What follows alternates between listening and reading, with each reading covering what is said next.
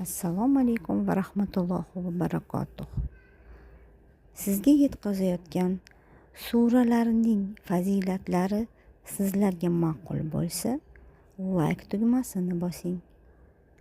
Allohning go'zal ismlari va ismi azam kitobidan Oli Imron surasining 26 va 27 oyatlarining fazilatlari.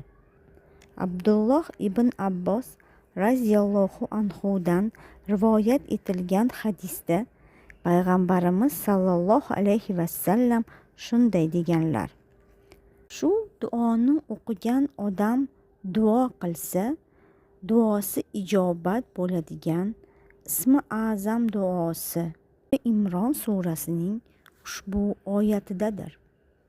Oyatning o'zbek tilidagi tarjimasi: ayting, ey hukmronlik egasi Alloh, sen xohlagan kishingga hukmronlik ato etursan va xohlagan kishingdan hukmronlikni tortib olursan. Xohlagan kishingni aziz qilursan va xohlagan kishingni xor etursan. Yaxshilik sening qo'lingdadir. Albatta, sen hamma narsaga qodirsan. Kechani kunduzga kiritursan va kunduzni kechaga kiritursan. O'likdan tirikni chiqarursan, tirikdan o'likni chiqarursan, hamda xohlagan kishingga behisob rizq berursan.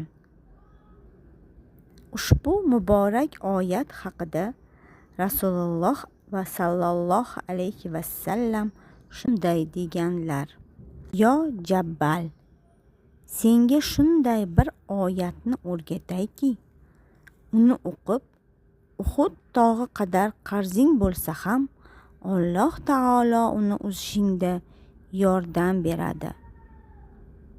Bu oyatlar Oli Imron surasining 26 va 27 oyatlaridir.